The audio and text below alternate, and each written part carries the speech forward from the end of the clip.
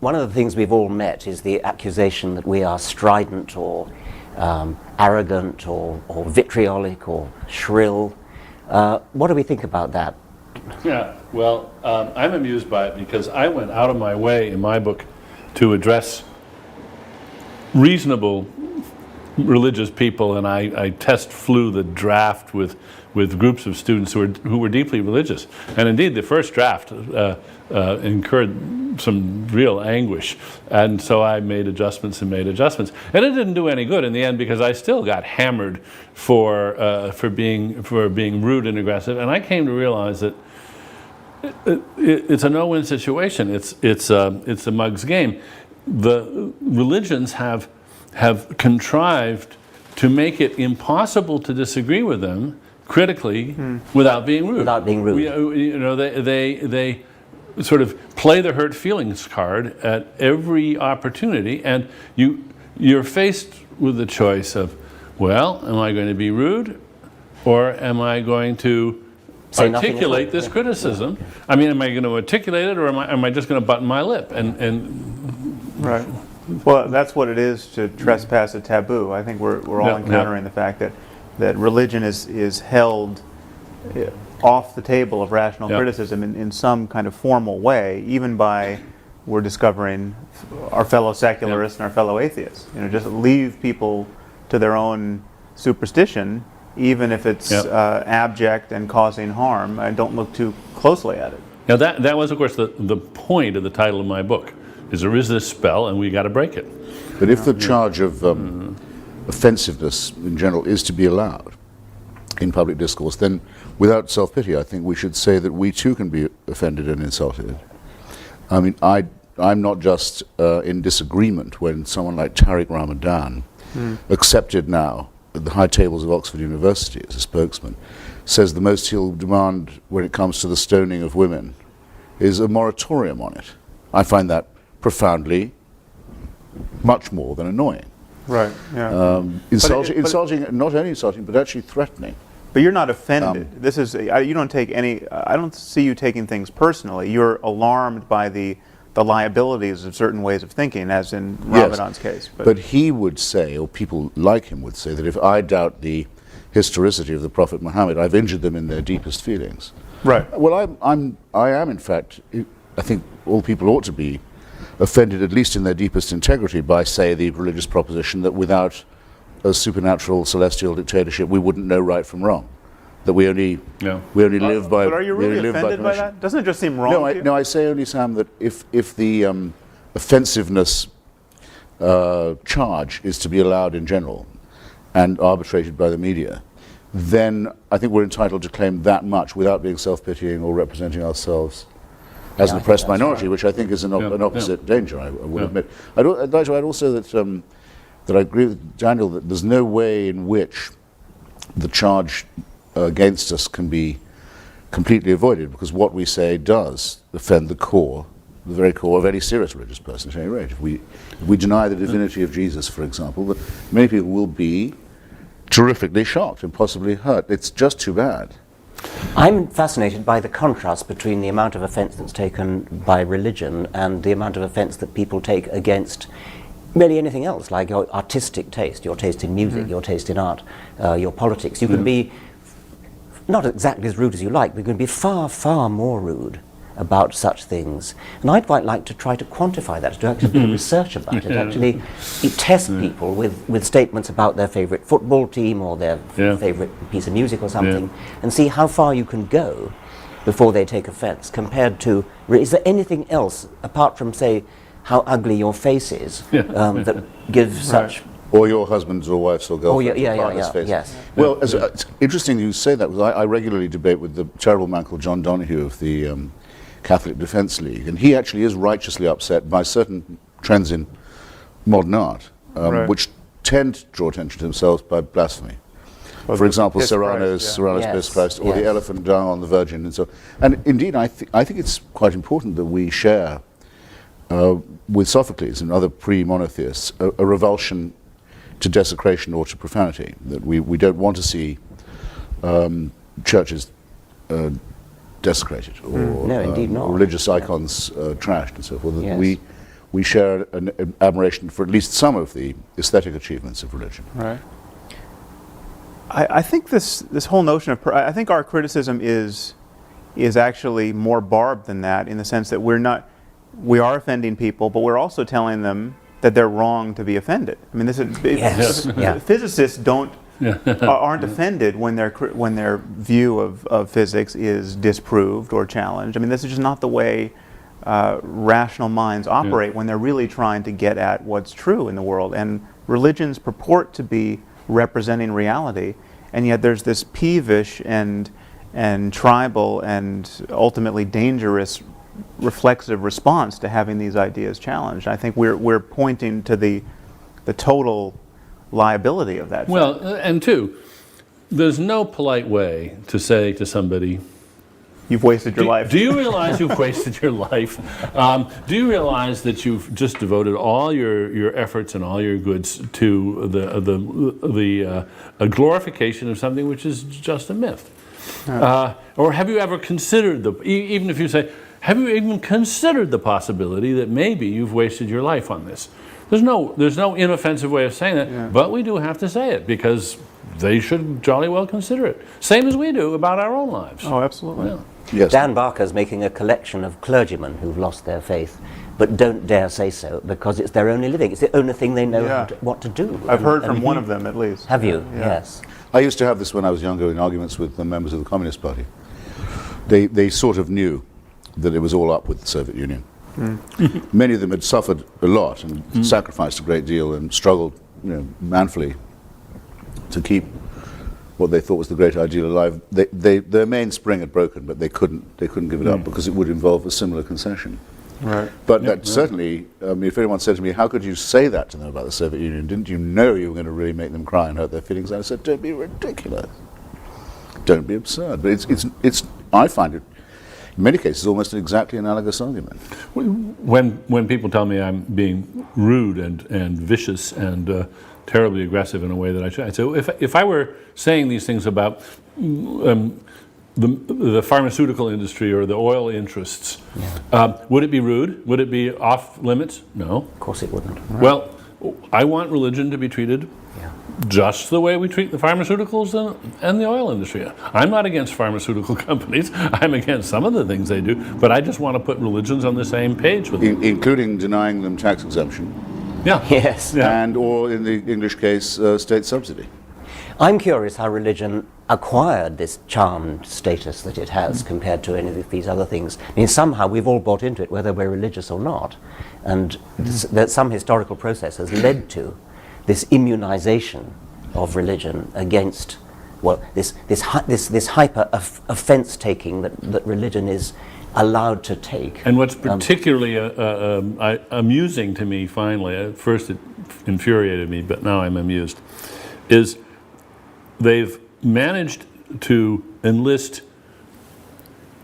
legions of non-religious people who take offense on their behalf. And how? In fact, Yes. the most vicious reviews of my book have been by people who are not themselves religious, but they're terribly afraid of hurting the feelings of the people that are religious, and they chastise me worse than anybody Exactly who's my actually experience. religious. Exactly my experience. And I think so. One of you pointed out how condescending that view is. That Yes. It's as though it's like the idea of penitentiaries. I mean, they're, other people need them. You know, that That's we right. must keep Yes. these people Yes. safely in their midst. Yes. Well, I think there's one answer to that question, which may illuminate a difference that or at least a difference that I have with I think maybe all three of you. There's something about. I mean, I still use words like spiritual and mystical without furrowing my brow too much, and I mean, to the consternation of many atheists. I think there is a range of experience that is rare and that is only talked about without obvious qualms in religious discourse, and because it's only talked about in religious discourse, it is just riddled with superstition, and it's used to cash out various metaphysical schemes which it can't reasonably do. But clearly people have extraordinary experiences, whether they have them on LSD, or they have them because they were alone in a cave for a year, or they have them because they just happen to have the neurology that is particularly labile that allows for it. but people have self-transcending experiences, and people have the best day of their life where everything seemed, they seemed at one with nature. Sure. And for that, because religion seems to be the only game in town in talking about those experiences and dignifying them, that's one reason why I think it seems to be taboo to criticize it, because you're talking about the most important moments in people's lives and trashing them, at least from their view. Well, I don't have to agree with you, Sam, in order to say that it's a very good thing you're saying that sort of thing, because it shows that, as you say, religion is not the only game in town when it comes to being spiritual. It's like it's a good idea to have somebody from the political right who is an atheist, because otherwise there's a confusion of values which doesn't help us, and it's much better to have this diversity in other areas. I mean, I think I sort of do agree with you, but even if I didn't, I think it was valuable to have that. Right.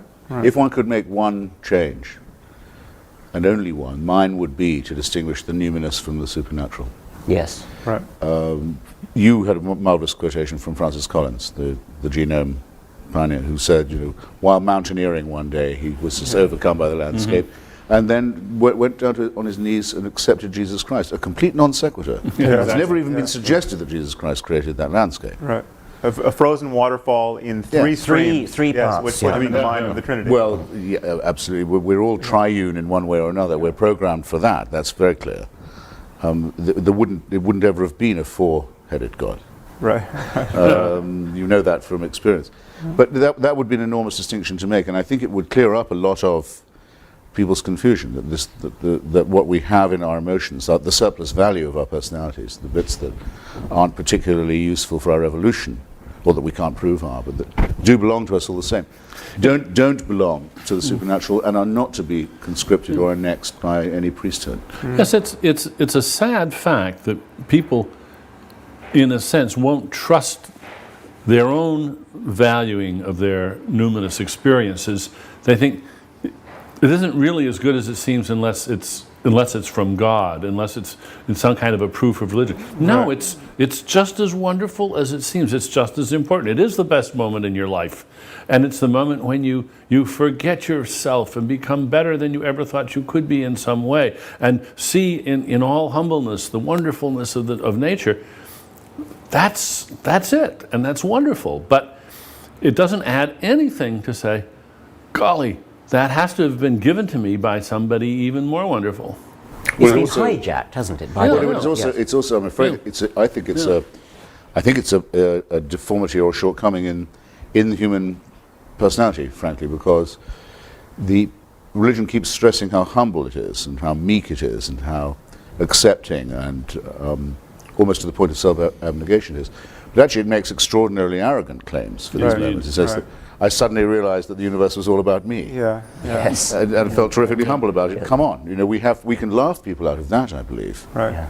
Also, And I think we should. I am so tired of the if only Professor Dennett had the humility to blah, blah, blah. Yes. Humility. And this from people of breathtaking arrogance. Yeah. I think I shove one aside saying, just don't mind me, I'm on an errand for God. Yeah, right. Well, this is a How point. modest is that? This is the point I think we should return to, this notion of the arrogance of science. Oh, because there is no discourse which enforces humility more rigorously. I mean, scientists, in my experience, are the first people to say they don't know. I mean, if you get a scientist to start talking off his area of specialization, he or she immediately starts hedging his bet, saying, I'm sure there's someone in the room who knows more about this than me, and of course, all the data's not in. I mean, this is the mode of discourse in which we are most candid about the scope of our ignorance. Well, actually, a lot of academics come up with that kind of false modesty. But I do know what you mean. Yes, it is. Many's the historian who says, no, I yield. It's just someone. No, but any academic should do that. Yes, they should. The thing about religious people is that they recite the Nicene Creed every week, which says precisely what they believe. There are three gods, not one. The Virgin Mary, Jesus died, went to down for 3 days and then came up again. Yeah. In precise detail. And yet they have the gall to accuse us of being overconfident and of not knowing what it is to doubt. And I don't think many of them ever let themselves contemplate the question which I think scientists ask themselves all the time: what if I'm wrong? Yeah. What if I'm wrong? I mean, it's just not part of their repertoire. Actually, would you mind if I disagree with you about that? I mean, a lot of the talk that makes religious people hard to, not hard to beat, but hard to argue with, is precisely that they'll say they're in a permanent crisis of faith.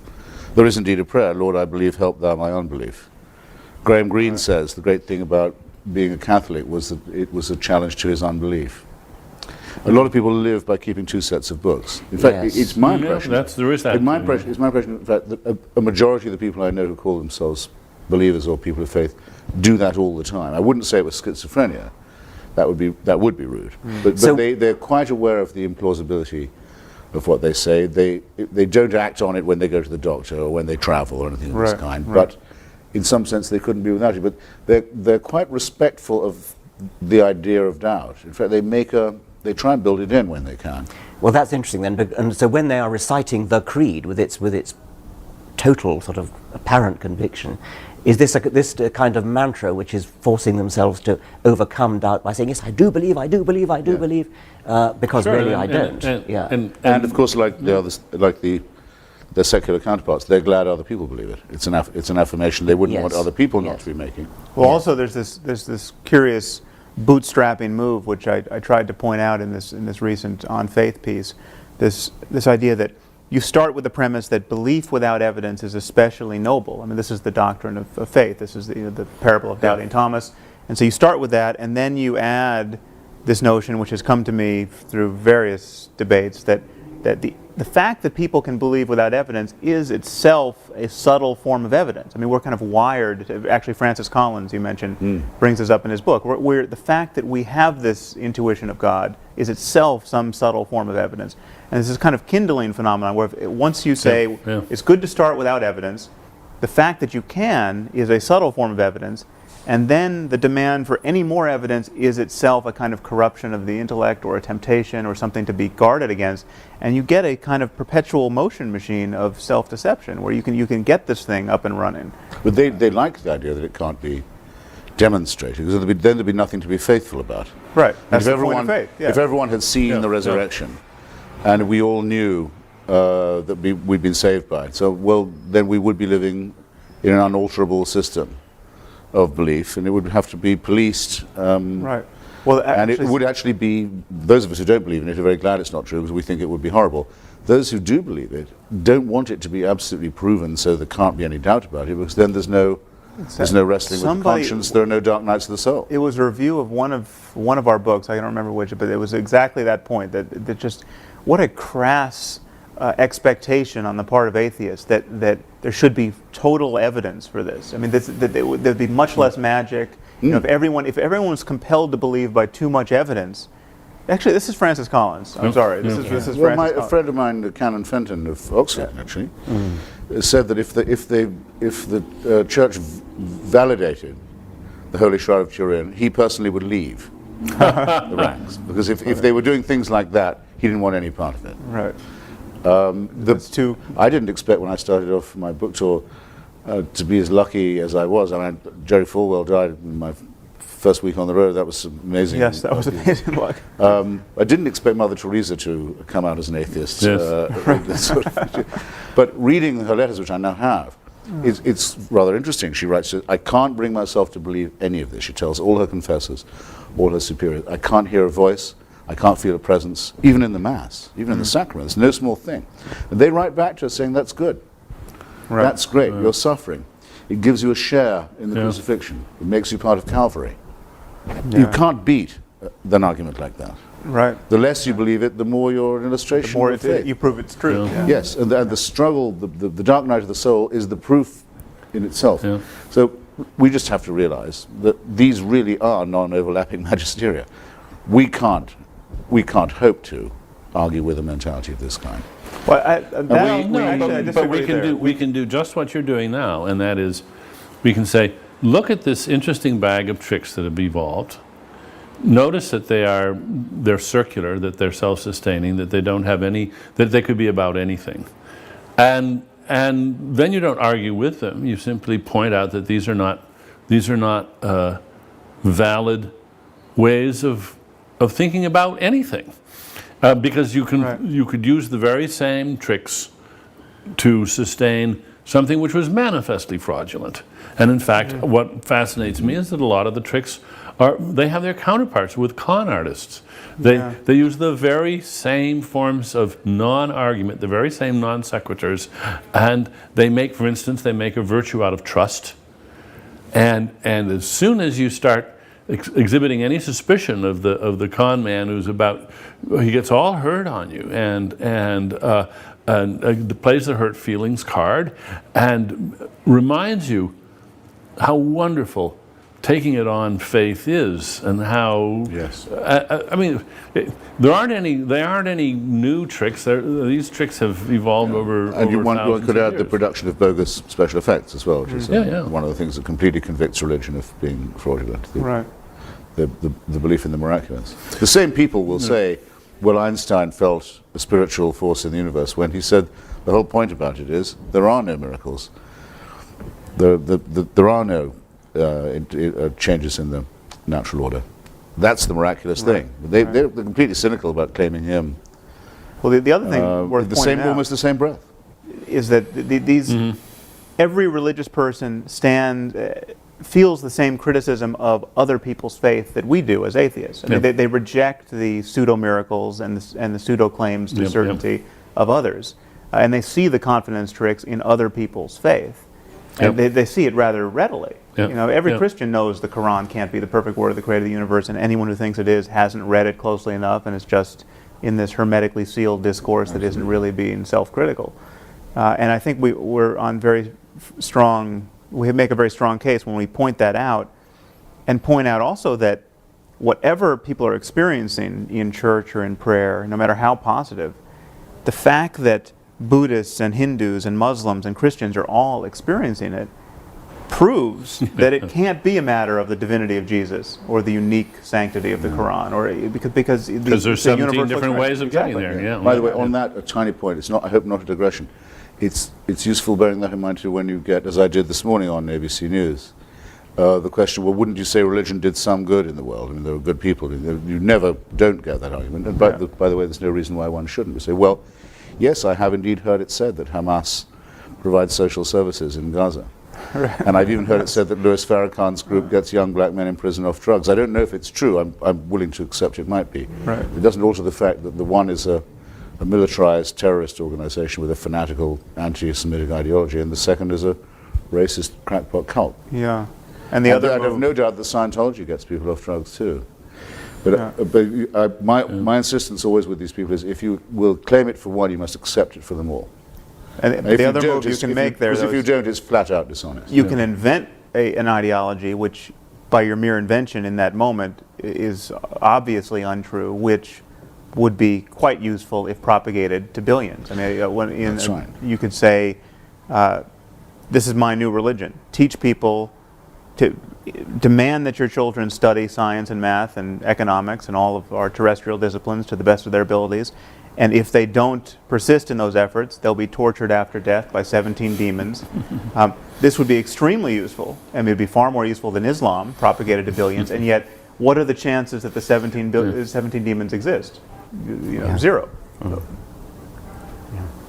There's a slipperiness too, isn't there, about one way of speaking to sophisticated intellectuals and theologians, and another way of speaking to congregations, and above all, children. And I think we've all of us been accused of going after the easy targets of the Jerry Falwells of this world and ignoring the sophisticated professors of theology.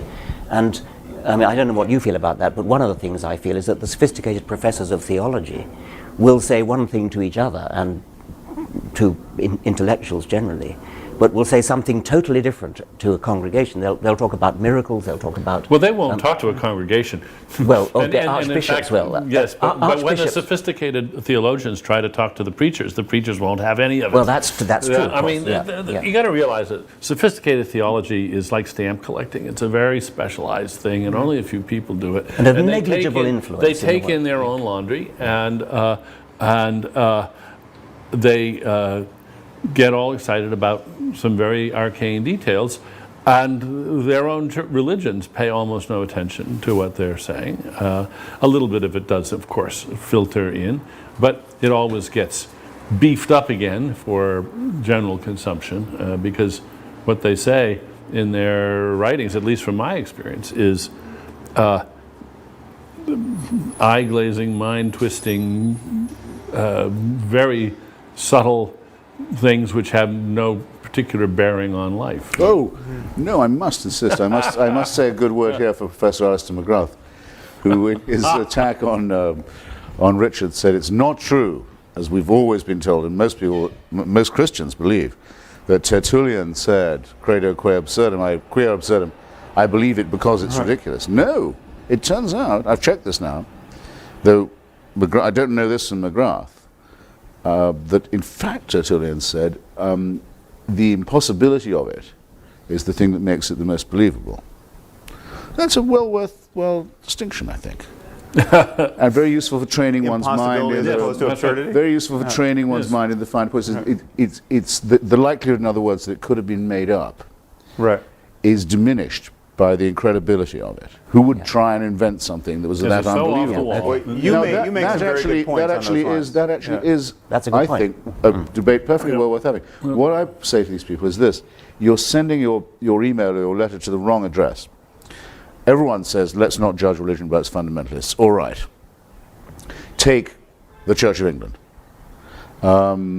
Two of whose senior leaders recently said that the floods in North Yorkshire were the result of homosexual behaviour. Not in North Yorkshire, presumably, but probably in London, I think they were thinking. But God's aim is a little off. One of these, the Bishop of Carlisle, is apparently about to be the next Archbishop of Canterbury. Now, this is extraordinary. This is supposed to be the mild and reflective and thoughtful and rather, troubled church, making fanatical pronouncements. Well, I want to hear what Alistair McGrath is going to write to the Bishop of Carlisle, not to me. Is he going to say, my Lord Bishop, do you not realize what a complete idiot you're making of yourself and of our church? Did he do this? If he did it in private, I'm not impressed. He has to say it in public. The Bishop Why are of they Carlisle telling me backtracked. I will judge the church by the statements of its bishops, and I think I'm allowed to. Yeah. But the other thing is that, never mind about the academic theologians, bishops and vicars, who will attack us for taking scriptures, or for accusing people of taking scriptures literally. And of course we don't believe the book of Genesis literally. And yet they do preach about what Adam and Eve did, as though they did exist, as though it's a sort of license to talk about things which they know and anybody of any sophistication knows is fiction, and yet they will treat their congregations, their sheep, as though they did exist, as though they were factual, and a huge number of those congregations actually think they did exist. Can you imagine any one of these preachers saying, as such a topic is introduced, this is a sort of theoretical fiction. It's not true, but it's a very fine metaphor. No, they're just They not kind of, going. after the fact, imply that that's what they expect you to know. Yes, but they would never announce it. They would Well, never there's say another it. point there, is that they never admit how they have come to stop taking it literally. Because you have all these people criticizing us for our crass literalism, we're as fundamentalist as the fundamentalists. And yet these moderates don't admit how they have come to be moderate. What does moderation consist of? It consists of having lost faith in all of these propositions, or half of them, because of just the hammer blows of science and secular politics. Of the and crass rationality. literalism of the critics. Yeah, Yes. religion has lost its mandate on 1,000 questions, and moderates tend to argue that this is somehow a triumph of faith, that faith is somehow self-enlightening, whereas it's been enlightened from the outside. It has been, it has been intruded upon by On science. that point that I was wanting to raise myself about our own so-called fundamentalism, there's a cleric in Southwark the first person I saw attacking you and I in print as being just as fundamentalist as those who blew up the London Underground. Do you remember his name? I don't remember his name. I'm sorry, I don't remember. He's a very senior Anglican cleric in the Diocese of Southwark. I went on the BBC with him, just entre parenthèses, I'll say, when I'd said, how can you call your congregation a flock? Doesn't that say everything about your religion, that you think they're sheep? He said, well, actually, I used to be a pastor in New Guinea, where there aren't any sheep. Well, of course, there are a lot of places where there are no sheep. Gospel's quite hard to teach as a result. We found out what the most important animal to the locals was, and I remember very well my local bishop rising to ask the Divine One to behold these swine. his new congregation. But this is the man who deliberately does a thing like that, that's as cynical as you could wish, and as adaptive as the day is long. And he says that we who doubt it are as fundamentalists as people who blow up their fellow citizens on the London Underground. It's unconscionable. Thus, I don't really mind being accused of ridiculing or treating with contempt people like that. I just frankly have no choice. I have the faculty of humor, and some of it has an edge to it. I'm not going to repress that for the sake of politeness to people. Would you think that it would be good to make a distinction between the professionals and the amateurs? I share your impatience with the officials of the churches, the people whose this is their professional life. It seems to me they know better. Right. The congregations don't know better because it's maintained that they should not know better. I do get very anxious about ridiculing the beliefs of the flock because of the way in which they have ceded to their leaders. They've delegated authority to their leaders, and they presume their leaders are going to do it right. So I think in this, who stands up and says the buck stops here? Right. Well, it seems to me it's the preachers themselves, it's the priests, it's the bishops, and we really should hold their feet to the fire. For instance, just take the issue of creationism. If somebody in a fundamentalist church thinks that creationism makes sense because their pastor told them, well, I can understand that and excuse that. We all get a lot of what we take to be true from people that we respect and whom we view as authorities. We don't check everything out. But where did the pastor get this idea? And I don't care where he or she is responsible, because their job is to know what they're talking about in a way that the congregation isn't. We have to be a little bit careful not to sound condescending when we say that, and in a way it's reflecting the condescension of the preacher. Yes, because I'll take things that you and Richard say on the human and natural sciences, not without wanting to check, but I'm often unable to, but knowing that you are the sort of gentleman who would have checked. If you say, the bishop told me it, so I believe it, you make a fool of yourself, it seems to me, and one is entitled to say so. Just as one is entitled when dealing with an ordinary racist to say that his opinions are revolting. Right. He may know no better, but that's not going to save him from my condemnation. And nor should it. And I think exactly it's condescending not to confront people, as it were, one by one, or en masse. So public opinion is often wrong. Mob opinion is almost always wrong. Let's linger religious on this opinion issue is of wrong. authority. Religious opinion is wrong by definition. We can't avoid this. And I wanted to intrude the name H.L. Mencken at this point. Mm-hmm. Now, a very and justly celebrated American writer, not particularly to my taste, much too much of a Nietzschean, and what really was once meant by social Darwinists at one stage. But why did he win the tremendous respect of so many people in this country in the 20s and 30s? Because he said the people who believe what the Methodists tell them and what William Jennings Bryan tells them are fools. They're not being fooled, they are fools. They should... Shame on them for believing these. Yes, they make themselves undignified and ignorant, and no mincing of words here, and a great admixture of wit and evidence and reasoning. It absolutely works. It's the most successful anti-religious polemic there's probably ever been in the modern world.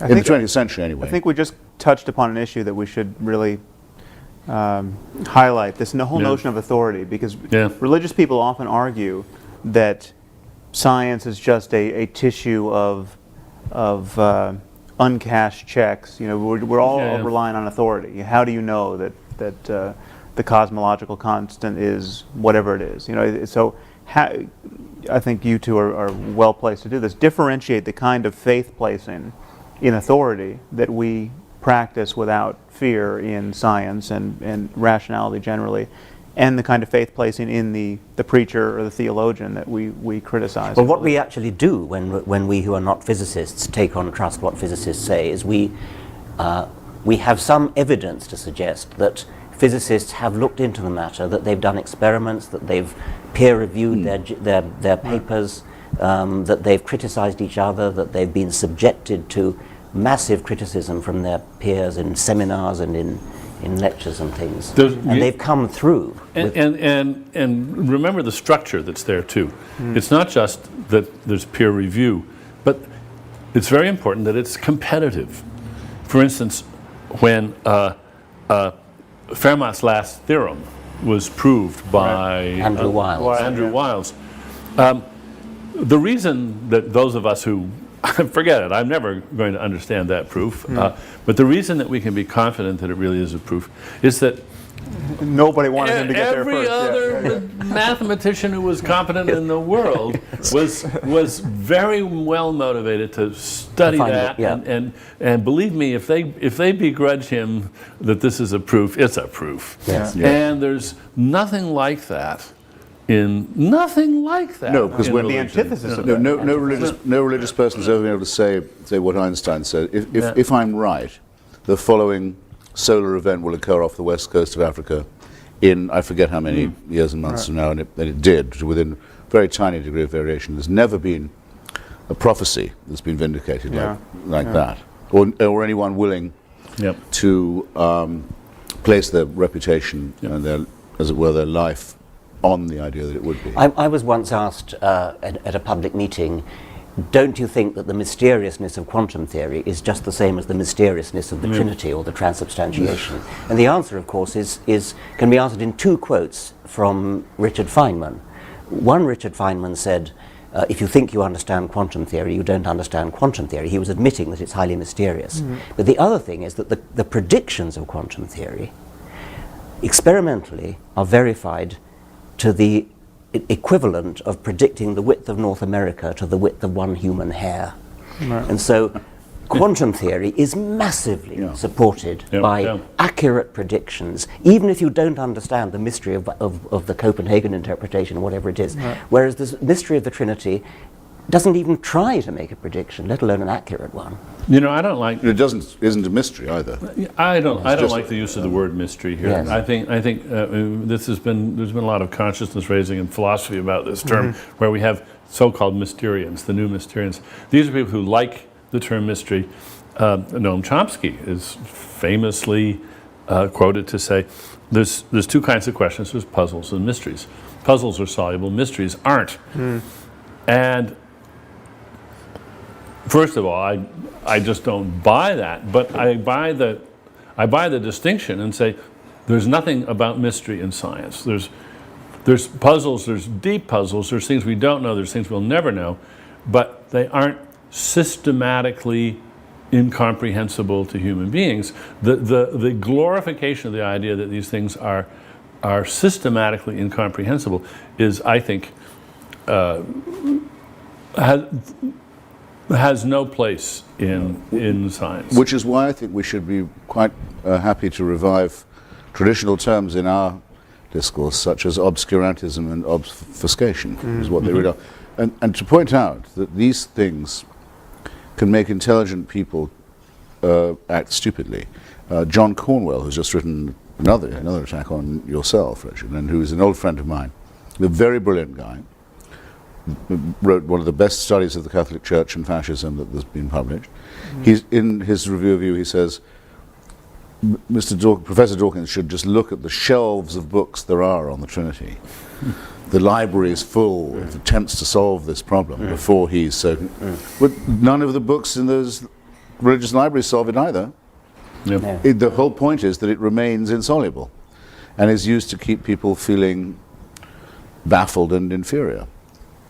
But I want to come back to the thing about mystery in physics, because isn't it possible that our evolved brains, because we evolved in what I call middle world, where we never have to cope with either the very small or the cosmologically very large, we may never actually have an intuitive feel for what's going on in quantum mechanics, but we can still test its predictions. We can still actually do the mathematics and do the physics to actually test the predictions, because anybody can read the dials on a... Right. I think what we can see is that what scientists have constructed over the centuries is a series of tools, mind tools, thinking tools, mathematical tools, and so forth, which enable us to some degree to overcome the limitations of our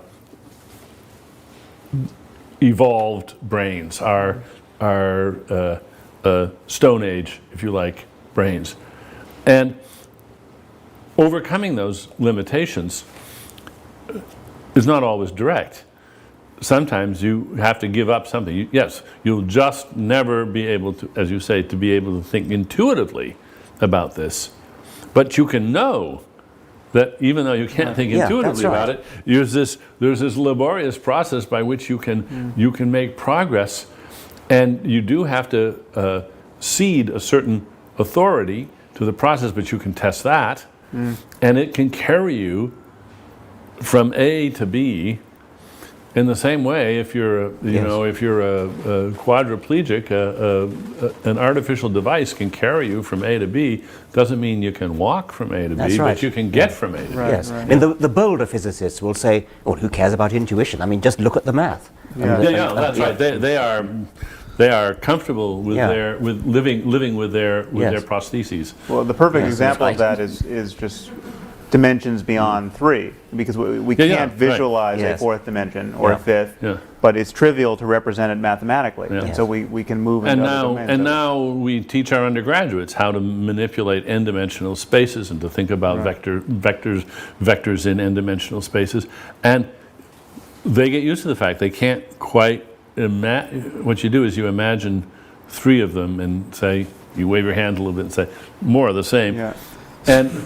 But you check your intuition by running the maths, and it works. But it's easy to do something. Say you're a psychologist looking at personality, and you say there are 15 dimensions of personality, and you could think of them as being 15 dimensions in space. And anybody can see that you can imagine moving along any one of those dimensions with respect to the others, and you don't actually have to visualize 15-dimensional space. No, that's and you give up that demand, and you realize, I can live without that. It would be nice if I could do that, but hey, I can't see bacteria with the naked eye either. I can live without that. But I think there's one. I was challenged on the radio the other day by someone. Can't see bacteria. He had to be fairly quiet. No, said that I believed in atoms on no evidence because I'd never seen one. Not since George Galloway said to me that he'd never seen a barrel of oil. Right. That's cute. That but you realise that people at this point, they're wearing themselves right down to their uppers. I mean, they're desperate when they get to this stage. The reason I say it is because I think it could, I don't want us to make our lives easier, but it makes the argument a little more simple. We are quite willing to say there are many things we don't know. What Haldane, I think it was, said, the universe is not just queerer than we understand, it's queerer than we can understand. We know there'll be great new discoveries. We know we'll live to see great things, but we know there's a tremendous amount of uncertainty. That's the whole distinction. The believer has to say not just that there is a God, the deist position, that there may be a mind at work in the universe, a proposition we can't disprove, but they know that mind, and can interpret it. They're on good terms with it. They get occasional revelations from it. They have a book that is verbatim briefings from it. Now, any decent argument, any decent intellectual has to begin by excluding people who claim to know more than they can possibly know. You start off by saying, well, that's wrong to begin with. Now can we get on with it? So theism's gone in the first round. It's off the island. It's out of the show. That's a footnote I wanted to add to what Dan was saying. Even if mystery was somehow something we had to just, a bitter pill we have to swallow in the end. We are cognitively closed to the truth at some level. That still doesn't give any scope to theism. Absolutely not, because it's just as close to them as it is to those who aren't. And also they claim perfect transparency of revelation. And also they can't be allowed to forget what they used to say when they were strong enough to get away with it. Exactly. Yeah. Which is, this is really true, right, in every detail. And if you don't believe it, we'll kill you. Yes. Yeah. We'll kill you, and it may take some days to kill you, but we will get the job done. Yeah. Yes. No, they wouldn't have the power they have now if they hadn't had the power they had then. Right. And you know, this, what you just said, Christopher, actually, I think strikes terror, strikes anxiety in a lot of religious hearts, because it just hasn't been brought home to them that this move of theirs is just off limits. It's just not. It's not the game. It's not. It doesn't. You can't do that. And they've been taught all their lives that you can do that. This is a legitimate way of conducting a discussion. And here suddenly we're just telling them, I'm sorry, that is not a move in this game. In fact, it is a disqualifying move. Right. And precisely the move you can't be respected for making. Yeah, yes.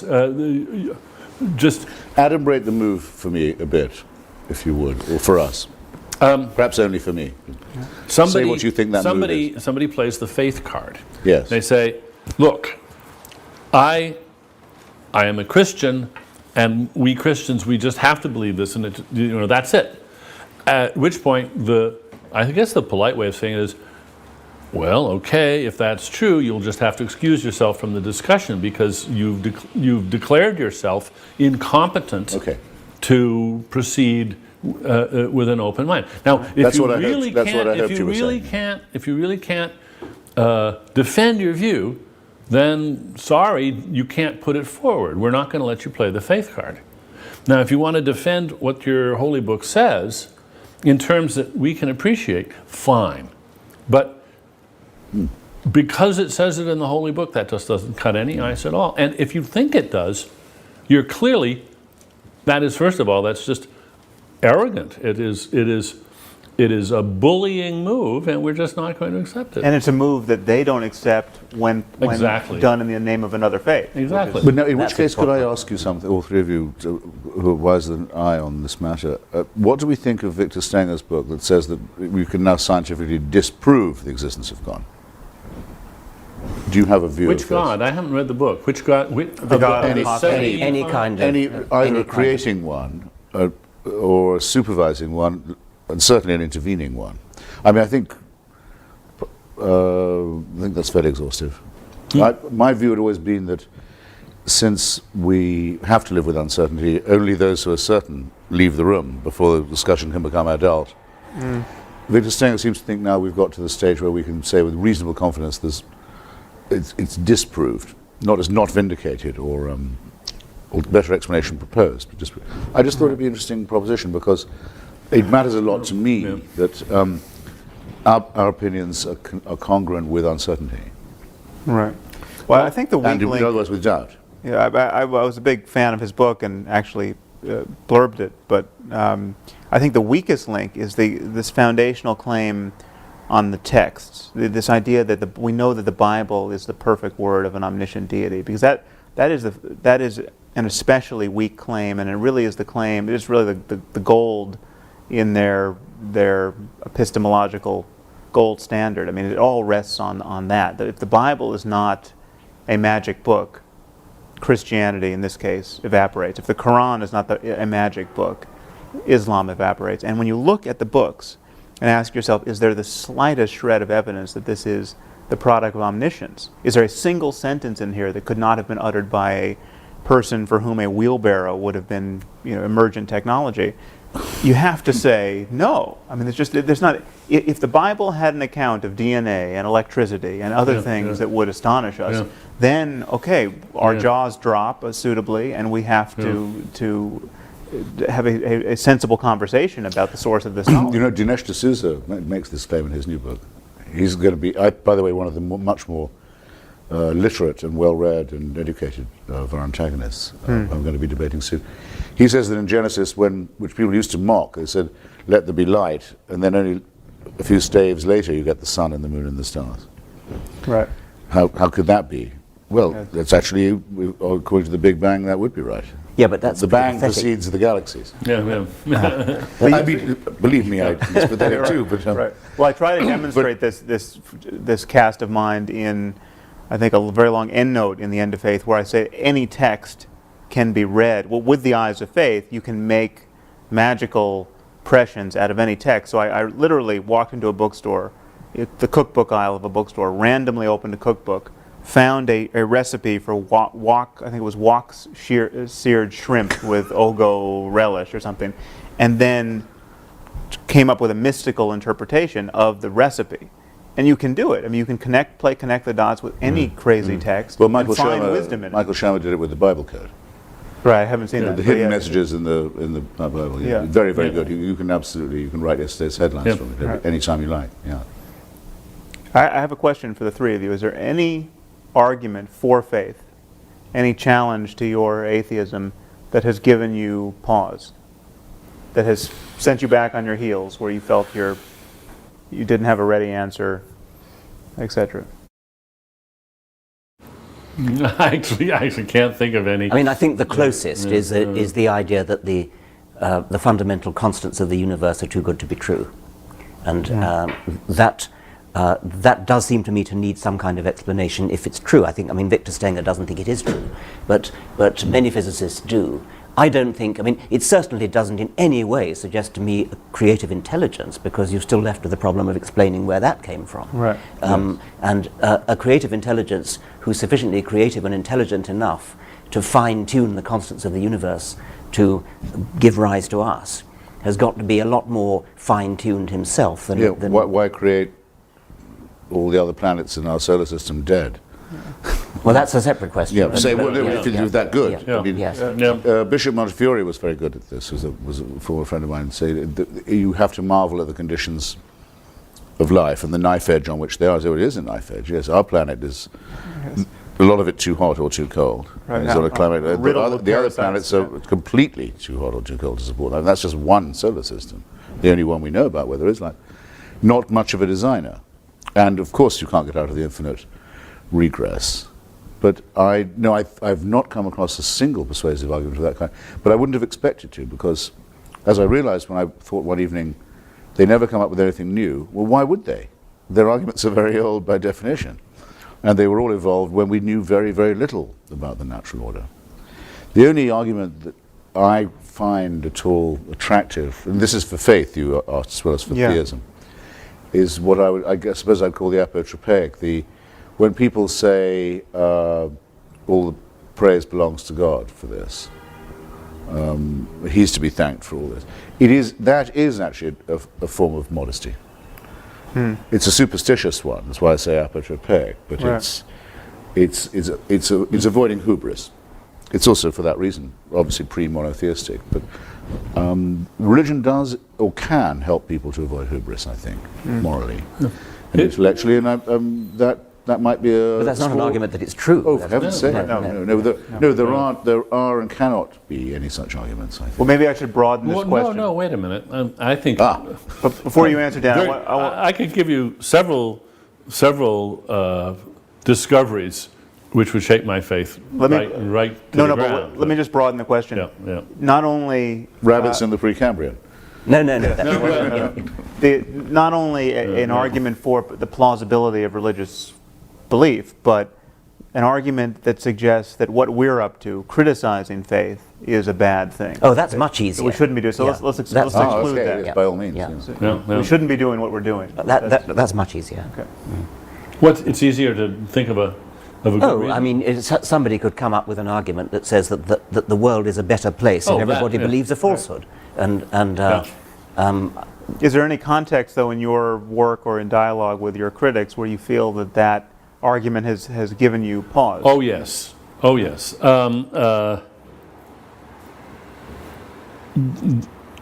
Not so much in Breaking the Spell, but when I was working on my book on free will, Freedom Evolves, I kept running into critics who who were basically expressing something very close to a religious view, namely, look, free will is such an important idea. If we gave up the idea of free will, we would have, people would lose a sense of responsibility and we would have chaos.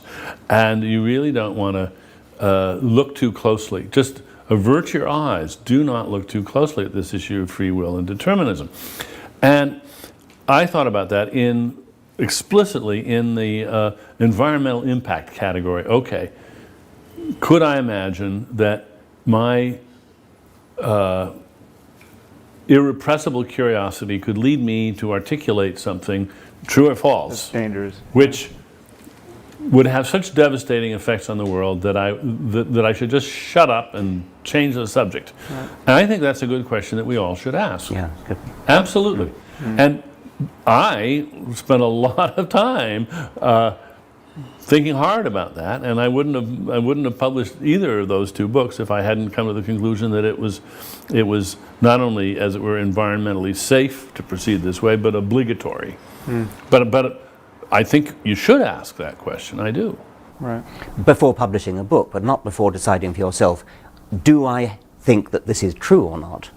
One should never do what some politically motivated, often, critics do, which is to say, this is so politically obnoxious that it cannot be true. Oh, yeah. And which is a different It's a different thing entirely. Yeah. No.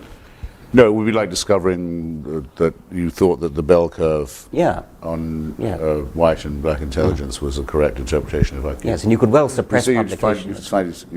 Now I've looked at all this stuff again. I'm absolutely, so you could say, now what am I going to do? Fortunately, these questions don't in fact present themselves in that way. I'll tell you one place where it's presented itself to me. This I think it was an op-ed in the LA Times. I could be mistaken, but someone argued that the reason why the Muslim population in the U.S. is not radicalized the way it is in Western Europe is largely the result of the fact that we honor faith so much in our discourse that they have not become, the community has not become as insular and as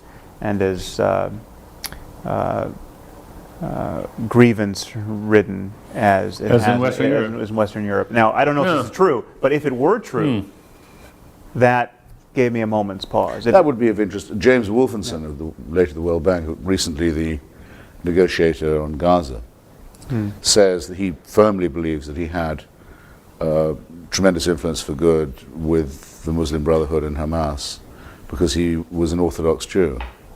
If so, I think it would be disgusting, I have to say. And he shouldn't have had the job in the first place, because we know one absolute thing for certain about that conflict, which is that it's been made infinitely worse by the monarchy. If it were only a national and territorial dispute, it would have been solved by now. So, but his self-satisfaction in saying so, even if it were true, would turn me even more against him.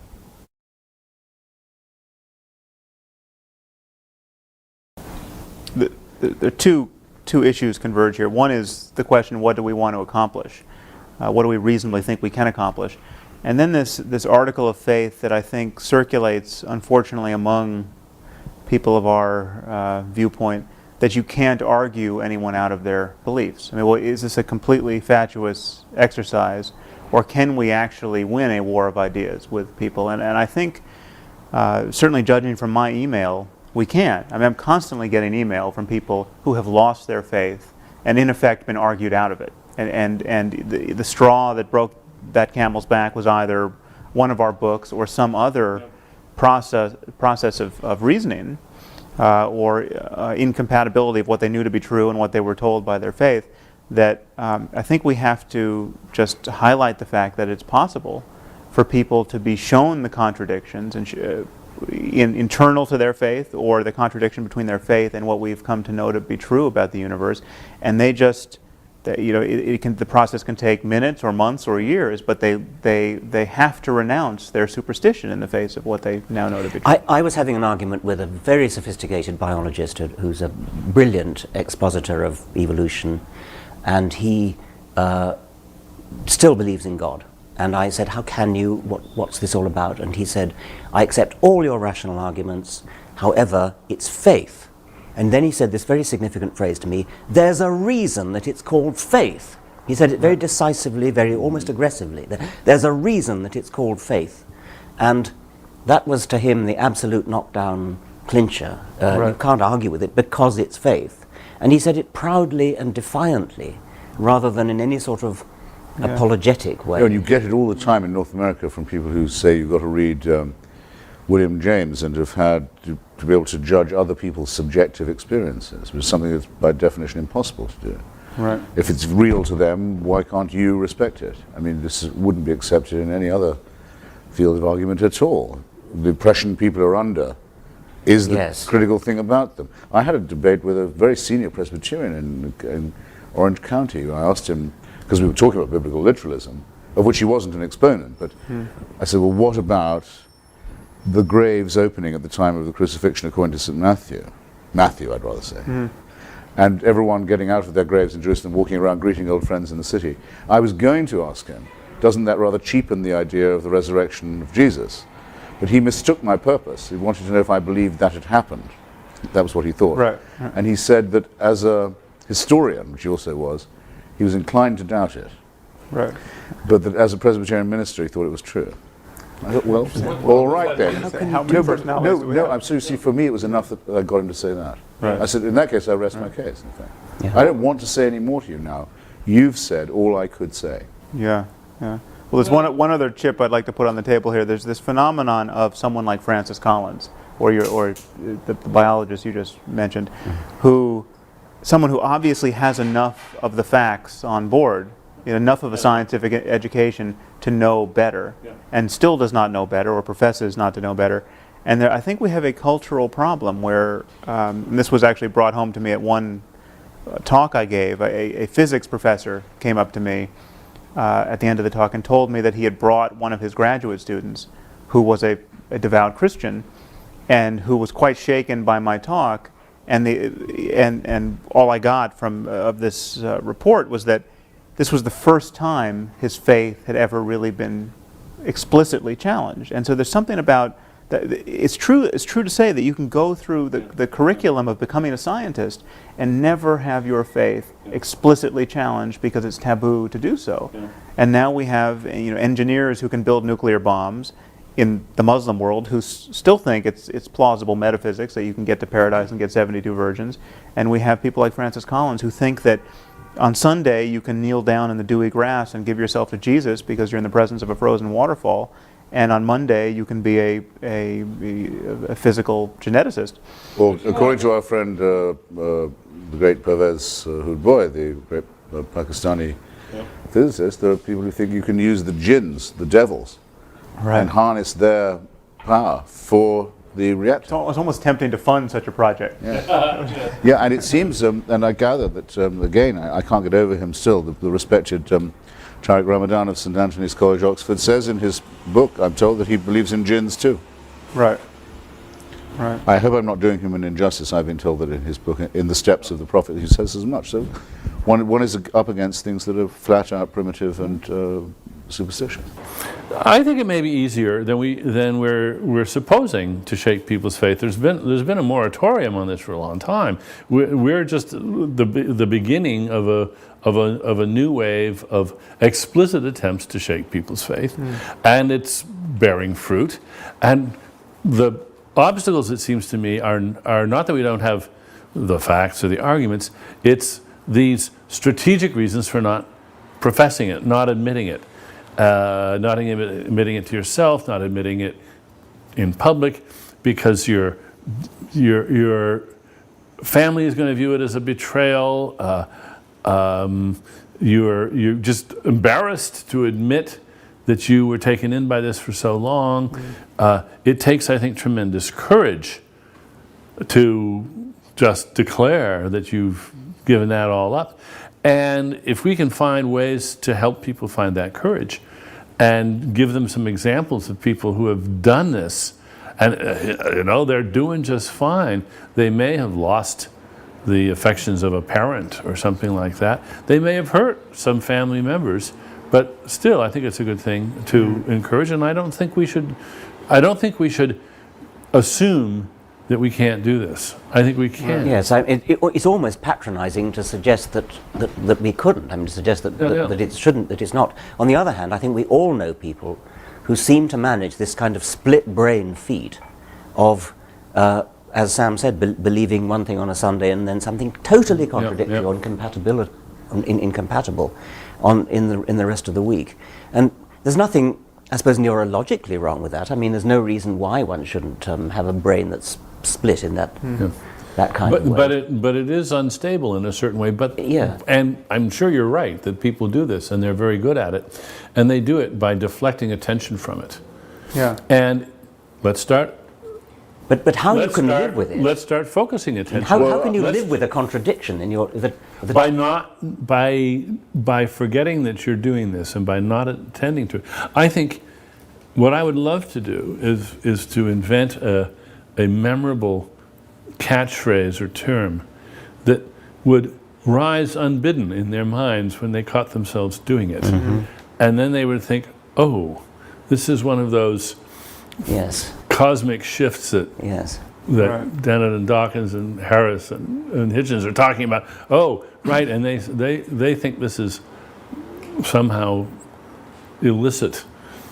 Just to create a little more awareness in them of what a strange thing it is that they're doing. Yeah.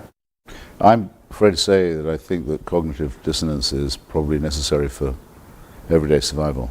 Everyone does it a bit. You mean tolerating cognitive dissonance? No, practicing. Actually practicing it. Practicing, because, I mean, I don't know, take the case of someone who's a member of MoveOn.org. They think the United States government is a brutal, militaristic, imperial regime that crushes the poor and invades other people's countries. But they pay their taxes. It's very, very rare that they don't. They send their children to school. They do their stuff. You know, they don't act all the time as if 10% of what they believe is true. Right. Partly because it would be impossible. Say with people in the 50s who, members of the John Birch Society, who thought President Eisenhower was a communist. Okay, you get up in the morning, you believe that. The White House is run by the Kremlin, but then you have to go and get the groceries. Right. And do all that stuff. Yes, why aren't you dropping? You still have to go and do it. Too many commitments, But you absolutely wouldn't be challengeable in your belief. It would be very, very important to you, but there would be no way in your life, your real life, of vindicating or practicing the opinion that you have. And I'm sure that the same is true of people who say, well, I shouldn't really prefer one child to another or one parent to another, but I do. I'm just not going to act as if I do. Right. All kinds of things of this kind. But what do you think as educators? Or Senator Craig saying he's not gay. I'm thinking in his own mind he's absolutely sure he's not. Right, yeah. But he can't manage his life by saying he is, or that he isn't. Yeah. So a question I wanted to ask was this. We should ask ourselves what our real objective is. Yeah. Do we in fact wish to see a world without faith? I think I would have to say that I don't. I don't either expect to or wish to see that. What do you mean by faith? I don't think it's possible because it replicates so fast, faith, as often as it's cut down or superseded or discredited. Replicates, it seems to me, extraordinarily fast, I think for Freudian reasons, principally to do with the fear of extinction. So you mean faith in supernatural paradigms? Wish. But why would you not wish it? Wish thinking. And then the other thing is, would I want this argument to come to an end? With all having conceded like that Hitchens really won that round. Now nobody in the world believes in God. Now, apart from being unable to picture this, I'm not completely certain that it's what I want. I think it is rather to be considered as sort of the foundation of all arguments about epistemology, philosophy, biology, and so on. That it's the thing you have to always to be arguing against. The other explanation. It's an extraordinary thing. I don't understand what you're. I mean, I understand you're saying that it'll never work. But I don't understand why you wouldn't wish it. Because I think, as a bit like the argument of the argument between, Huxley and Darwin. Huxley and Wilberforce, or Darrow and William Jennings Bryan. I want it to go on. Because it's interesting. I want our side to get more refined and theirs to be ever more exposed.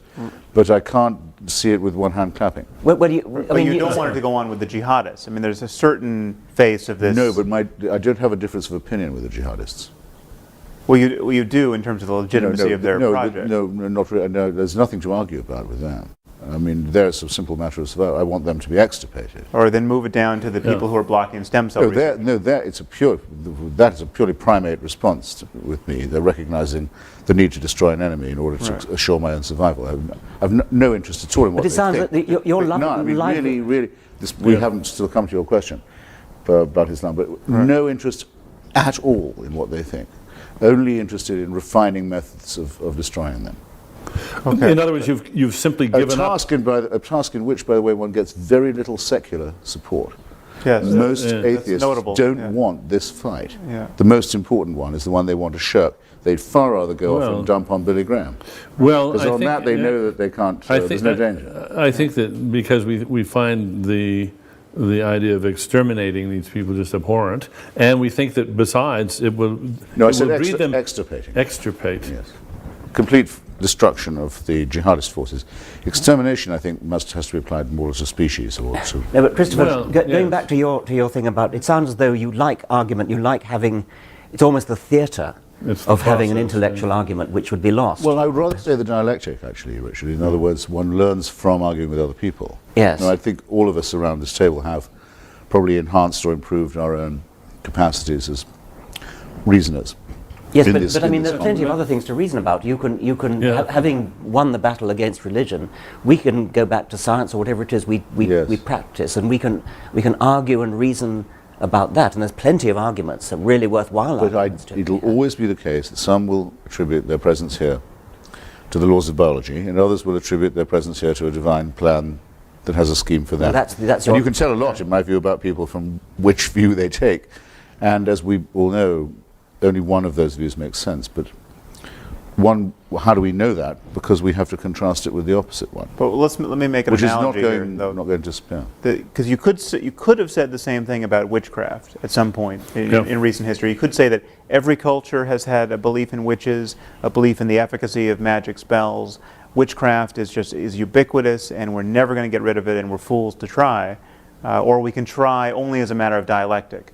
But witchcraft is going to be with us. Well, and yet witchcraft has almost without exception. I mean, you can find certain communities not at all. Not at all. No, I mean, real witchcraft. Witchcraft is completely ineradicable. It spreads like weed, often under animist and Christian.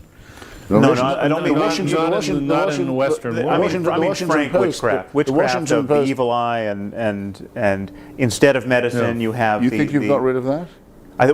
Fundamentally, we've got rid of that, yes. But in any case, don't you want to get rid of it? I mean, not at all. There's currently a campaign to get Wiccans registered to be buried in Arlington Cemetery. Well, but Wiccans are to witchcraft as Unitarians are. Right. They're not real. I'm talking about a willingness to kill your neighbor because you think that there is some causal mechanism by which they, through their evil intent, could have destroyed your crops psychically.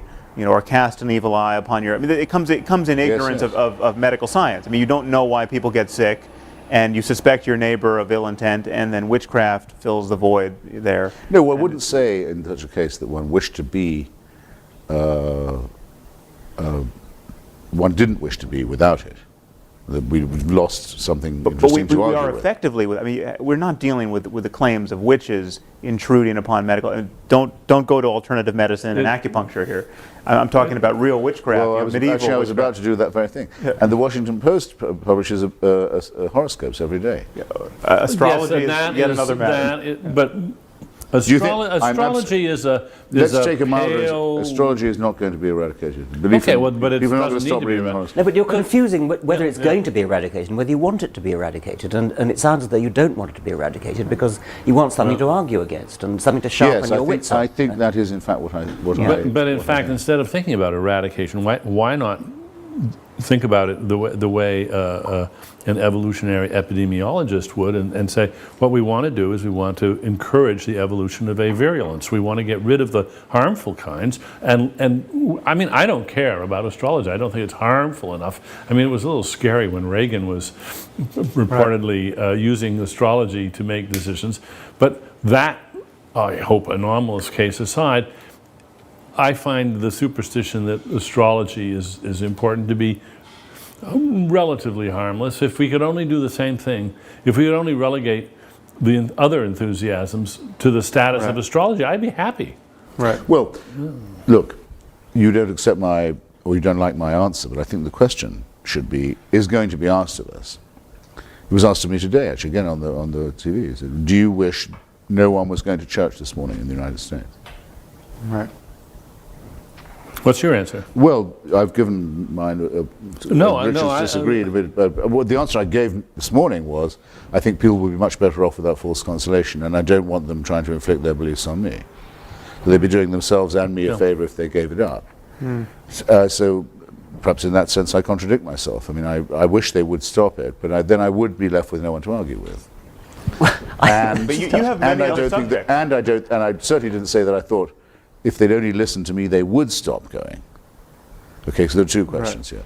So that was my very experimental answer. But I'd love to hear, would you like to say that you look forward to a world when no one had any faith in I want to answer this. Whether it's astrology or religion or anything else, I want to live in a world where people think skeptically for themselves, look at evidence. Not because astrology is harmful, I guess it probably isn't harmful, but if you go through the world thinking that it's okay to just believe things because you believe them without evidence, then you're missing so much. And it's such a wonderful experience to live in the world and understand why you're living in the world and understand what makes it work, understand about the real stars, understand about astronomy, that it's an impoverishing thing to be reduced to the pettiness of astrology. And I think you can say the same of religion. The universe is a grand, beautiful, wonderful place, and it's petty and parochial and cheapening to believe in jinns and supernatural creators and supernatural interferers. I think you could make an aesthetic case that we want to get rid of. Fine. I could not possibly agree with you more. But let's talk about priorities. Okay.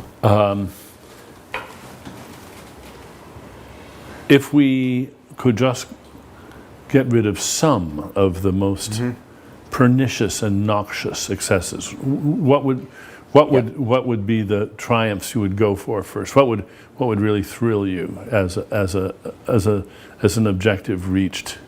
Let's look at Islam, and let's look at Islam as realistically as we can. Is there any remote chance of a reformed, reasonable Islam?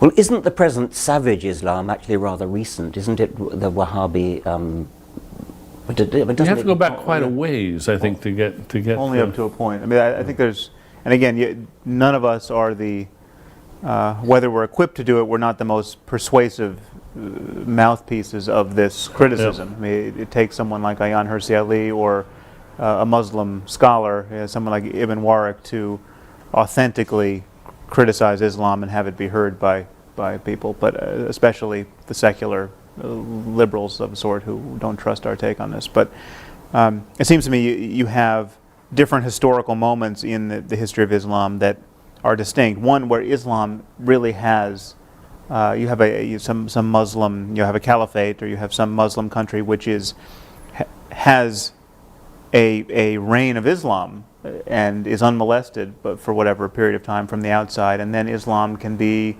as totalitarian and happy with itself as possible, and you don't see the inherent conflict and the inherent liability of its creed. I mean, Samuel Huntington said Islam has bloody borders. It's at the borders that we're noticing this problem, and the borders of Islam and modernity at this moment, the conflict between Islam and modernity. But yes, you can find instances in the history of Islam where people weren't running around waging jihad because they had successfully waged jihad. Yeah. But what about women in that exactly, world? the suffering of women within those borders. Even in the best of times. But there's obviously some kind of syncretism, and we know quite a lot now. There have been some wonderful books, Maria Monaco's book on Andalusia, for example, on periods where Islamic civilization was relatively at peace with its neighbors and and doing a lot of work of its own on matters that were not jihadist. And I saw myself during the wars in post-Yugoslavia that the Bosnian Muslims behaved far better than the Christians, either Catholic or Orthodox, and were the victims of religious massacre and not the perpetrators of them, and were the ones who believed the most in multiculturalism. So it can happen. You could even meet people who said they were atheist Muslims or Muslim atheists, Wow. Muslim secularists in Bosnia? in Sarajevo. You could, yeah. Which is a technical impossibility. But the problem is this: whether we think, as I certainly very firmly do believe, that totalitarianism is innate in all religion, because it has to want an absolute, unchallengeable, eternal authority. In all religion. Must be so. The creator whose will can't, our comments on his will are unimportant. His will is absolute. It cannot be challenged, and applies after we're dead as well as before we're born. I mean, that is the origin of totalitarianism. I think Islam states that in the most alarming way, in that it comes as the third of the monotheisms and says nothing further is required. Right. This is the last. There have been previous words from God, we admit that. We don't claim to be exclusive, but we do claim to be final. There's no need for any further work on this point. And we do claim that there's no distance between theology and in our world, surely the worst thing anyone can say is no further inquiry is needed. Right. You've already got all you need to know. All else is commentary. That's the most sinister and dangerous thing.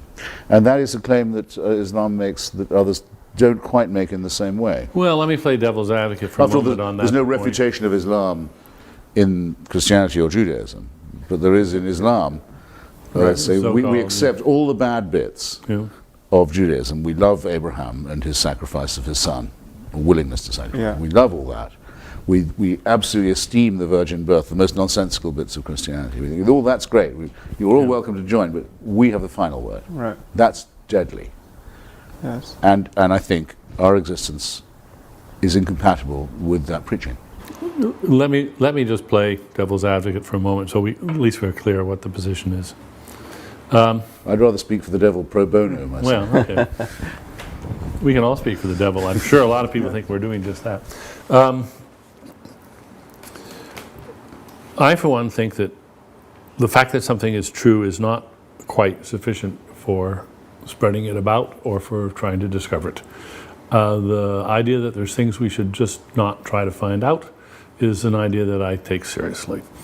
And I think we at least have to examine the proposition that there's such a thing as knowing more than's good for us. Now, if you accept that so far, then a possibility we have to take seriously, even when we reject it, we should reject it having taken it seriously, is the Muslim idea that indeed the West has simply gone way too far, that there is lots of, this is knowledge that's not good for us, it's knowledge that we were better off with that, and the fact that many Muslims would like to turn the clock back, they can't, of course. But I have a certain sympathy for a Muslim who says, well, yeah, the cat's out of the bag, it's too late, it's a tragedy. You in the West have exposed truths to yourselves, and now you're forcing them on us, that the species would be better off not knowing. I'm absolutely riveted by what you say. I'd really love an instance, in theory or practice, of something you think we could know but could forbid ourselves to know. Because that is harder for me to imagine in a world without faith. I must say. Well, you brought up the bell curve. I mean, if there were reliable differences in intelligences between races or species, but I don't think any of us here do think that that's the case. I mean, I think there must be something. You must have thought of something you could believe, but wish you didn't know. Oh, I don't think it's hard to dream up things which, if they were true, it might be better for the human race to go on not knowing them.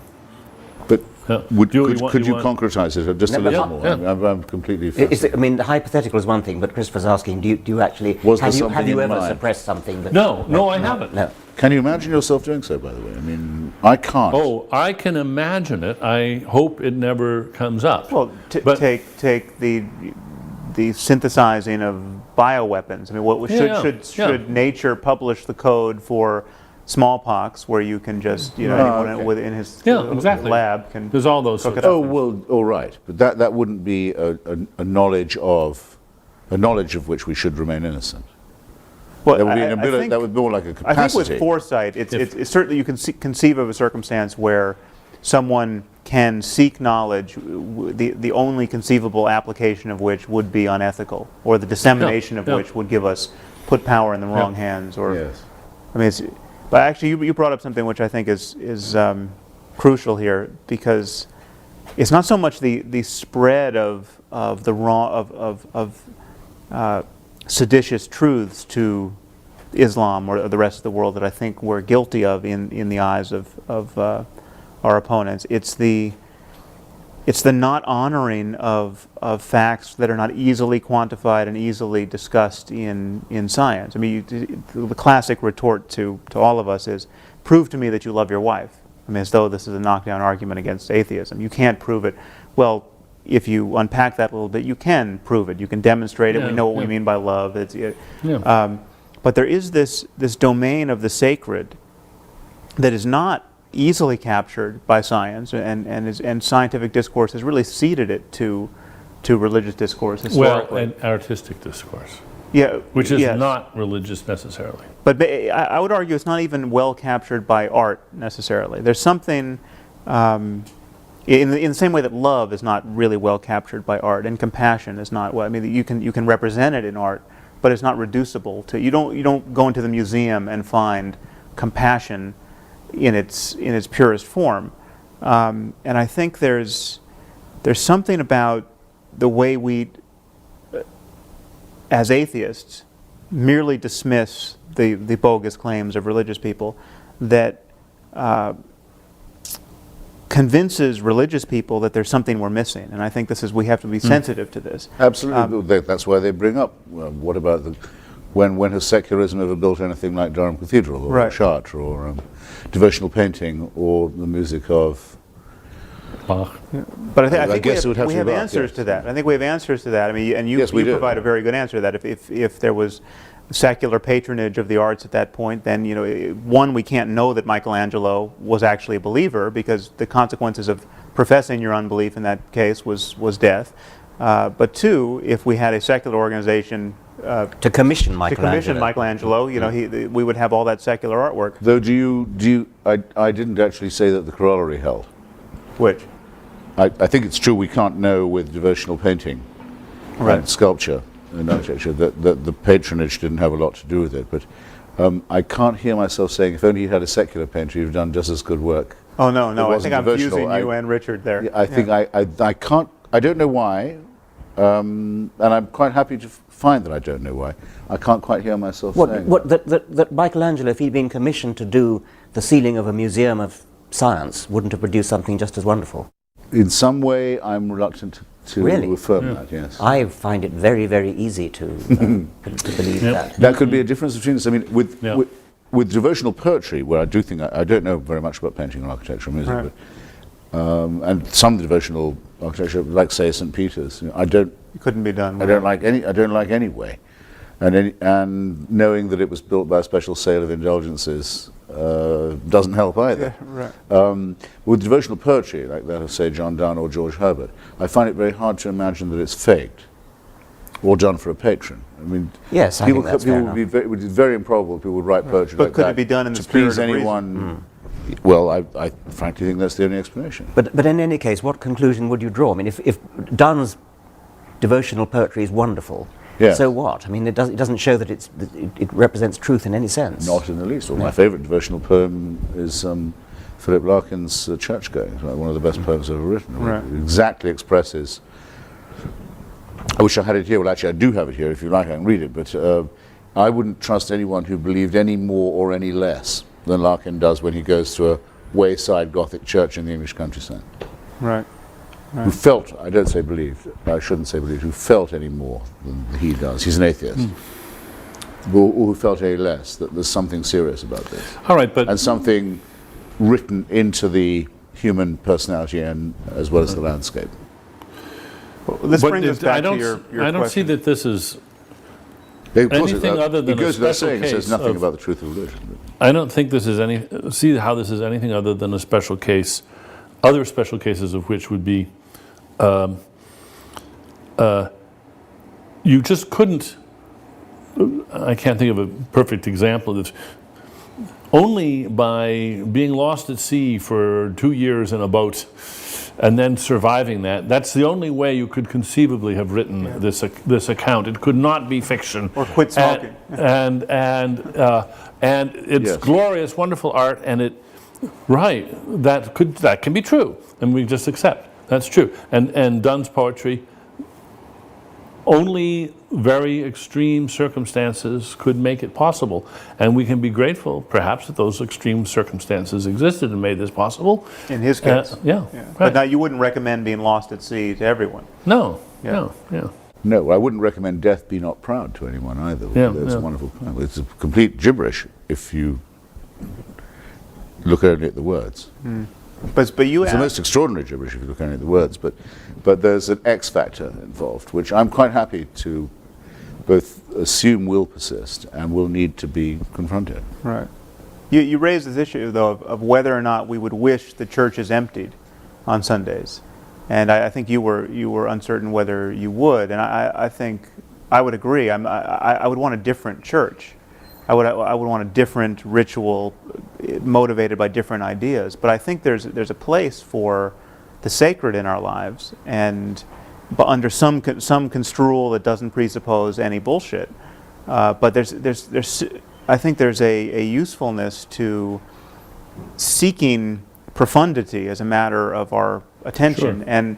and our neglect of this area, I think, as atheists, at times makes even our craziest opponents seem wiser than we are. And I mean, take someone like Sayyid Qutb, who's as crazy as it gets. I mean, Osama bin Laden's favorite philosopher, but he came out to Greeley, Colorado, I think it was around 1950, Yes. and spent a year in America, and noticed that all his American hosts were spending all their time gossiping about movie stars and trimming their hedges and coveting each other's automobiles, and he came to believe that America was or the West was so trivial in its preoccupations and so materialistic that it had to be destroyed. Now, this shouldn't be construed as giving any credence to his worldview, but he has a point. There is something trivial and horrible Yes. about the day-to-day fascinations of most of us and most people most of the time. There's a difference between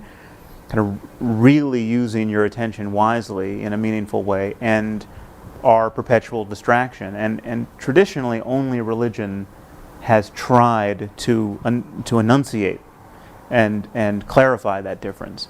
And I think that's that's a lapse in our. I think you've made that point, and we've accepted it, Sam. Yeah. And I think that's. I mean, as going back to the thing about whether we like to see churches empty, I think I would like to see churches empty. What I wouldn't like to see, however, is ignorance of the Bible, No, very because you cannot understand literature without knowing the Bible. You can't understand art. You can't understand music. Yeah. There are all sorts of things you can't understand for historical reasons. But those historical reasons you can't wipe out. They're there. And so even if you don't actually go to church and pray, you've got to understand what it meant to people to pray and why they did it and what these verses in the Bible mean and what this... But is it only that? Just the retrospective kind of historical appreciation of our you could more than just ancestors' appreciate ignorance? it. You can lose yourself in it, just as you can lose yourself in a work of fiction Right. without actually believing that the characters are real. But you're sure you want to see the churches empty? You can't imagine a variety of churches, maybe by their lights an extremely denatured church, a church which has ritual and loyalty and common cause and purpose, yeah, okay. but and even And music. sing, and music, and they sing Yes. the songs and Yes. they do the rituals. Yes. But where the irrationality has simply been laundered out. Okay, yeah. So you go to those places for funerals and weddings and Yes, and you have beautiful also poetry and perhaps music. for Group solidarity. group meetings. solidarity Yeah. to create some project which Yeah. is hard to get off the ground otherwise. I think there's one more tiny thing. I mean, I haven't been tempted to go to churches. I was very, very small point, but I mean, one reason that makes it very easy to keep me out of it is the use of the New English Bible instead of and the James how, one. yes. I mean, there's really no point. I can't say where anyone goes, and I can see how people stay away. No. They've thrown away All the poetry, a pearl richer than all their tribe. Absolutely. Right, yeah. They don't even know what they've got. It's Yeah. terrible. If I was a lapsed Catholic and I brooded about how I wanted my funeral to be, which is not something I would. You want the Latin Mass. Yes. Absolutely. Well, but I mean, Sure, there's another for sure. issue there, which of course is that is when it I becomes want a proper intelligible, tridentine. when it becomes intelligible, the nonsense becomes more transparent, and so if it's in Latin, it can survive much better. It's rather like a camouflaged insect. It can get through the barriers because you can't see it. And whereas when it's translated into not just English but modern English, you can see it for what it is. But now, seriously then, do you therefore delight in the fact that churches are modernizing their texts and using No, I don't. It's an aesthetic point. No, I don't. No. That's the worst of both worlds. I think it seems to Yes. me. Right. And we should be grateful for it. We didn't do this to them. Yeah, that's right. We didn't impose this on them. They Any did it more than themselves. we, So we weren't clever enough. any more than we don't blow up Shia mosques either. Yeah. We don't blow up the Bamiyan Buddhas. Bamiyan Buddhas, exactly. We don't desecrate. We would be, for the reasons given by Sophocles and Antigone, we would have a natural resistance to profanity and desecration. We leave it to the pious to destroy churches and burn synagogues or blow up each other's mosques. And I think that's a point that we might spend more time making, because I do think it is feared of us. This was my point to begin with, that we wish for a world that's somehow empty of this echo of music and poetry and the numinous and so forth. That we would be happy in a brave new world. And since I don't think it's true of any of us, No, it's not. it's a point one might spend a bit more time making, that Yeah. indeed the howling wilderness of nothingness is much more likely to result from holy war or religious conflict or theocracy than it is from a proper secularism, which would therefore, I think, have to not just allow or leave or tolerate or condescend to or patronize, but actually, in a sense, welcome the persistence of something like faith. I feel I've put it better now than I did at the beginning. unintelligently there. I think. What do you mean something like faith? Yeah, and how like faith? Something like the belief that there must be more than we can know. Well, That's not, fine. Dennett share. believes that. That's Yeah, not faith. sure. Yeah. I mean, we know there's more than we presently know. Well, that was my or original likely to point know. in saying if we could find a way of enforcing the distinction between the numinous and the superstitious, we would be doing something culturally quite important. Yes. When I'm told about this, well, Richard and I did this at Central Hall with Scruton and that very weird team that we debated, who kept on saying, Scruton particularly, well, what about good old Gothic spires and so forth. I said, look, I wrote a book about the Parthenon. I'm intensely interested in it. I think everyone should go, everyone should study, and so forth. But everyone should abstain from the cult of Pallas Athena. Everyone should realize that probably what that sculptural frieze that's so beautiful describes may involve some human sacrifices. Athenian imperialism wasn't all that pretty even under Pericles. So the great cultural project, in other words, may very well be to rescue what we have of the art and aesthetic of religion while discarding the supernatural. And I think acknowledging the evil that was part of its creation in the first place. That is, we can't condone the beliefs and practices of those Aztecs, but we can stand in awe of and want to preserve their architecture and many other features of their culture, but not their practices and not their beliefs. I once did a British radio program called Desert Island Discs, where you have to go on and choose your 6 records which you take to a desert island and talk about it. And one of the ones I chose was Bach, Mache dich mein Herz rein. Oh, yeah. It's wonderful, Beautiful sacred music. And the woman questioning me couldn't understand why I would wish to have this piece of music. Pious. It is beautiful music, and its beauty is indeed enhanced by knowing what it means. Yeah, I mean, yeah. But you still don't actually have to believe it. It's like reading fiction. Exactly. You can lose yourself in fiction and be totally moved to tears by Yeah. it. Yes. But nobody would ever say you've got to believe that this person existed and that the sadness that you feel really Yes. reflected something that actually happened. Yes, like the Bishop of Dublin who preached a sermon against Swift and said that he'd read every book of Gulliver's Travels, and for his part he didn't believe a word of them. Yes, yes. So that's the locus classicus, I think, of all that. Well, clearly we're not cultural vandals, but maybe we should think of the way in which so many people suspect that that's what we are. Yes. If I would accept one criticism that these people make, or one suspicion that I suspect they harbor, or fear that they may have, I think that might be the one. Yes. Right.